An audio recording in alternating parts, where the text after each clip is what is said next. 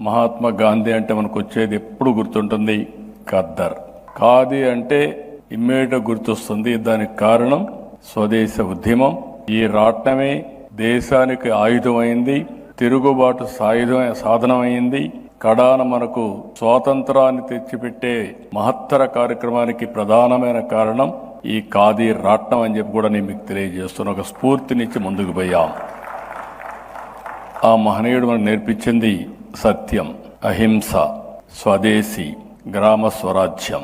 లాల్ బహదూర్ శాస్త్రి చాలా తక్కువ సమయం ఉన్నాడు కానీ జై కిసాన్, జై జవాన్ ఒక నినాదం. దేశాన్ని రక్షించుకోవాలి, తిండి పెట్టే రైతులను గుర్తుపెట్టుకోవాలని చెప్పిన ఏకైక వ్యక్తి లాల్ బహదూర్ శాస్త్రి గారు.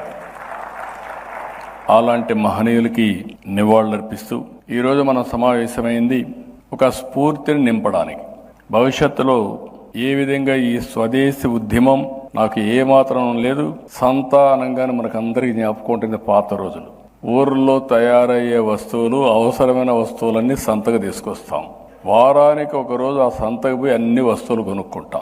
అది ఆ రోజు మార్కెట్ వ్యవస్థ. ఈరోజు నాకు కాజీ సంత గ్లోబల్ సంతగా ఇండియన్ ప్రోడక్ట్స్ తయారవుతున్న దాంట్లో అనుమానమే లేదు. ఇప్పటికే ఆ దిశగా మనం ముందుకు పోతున్నాం.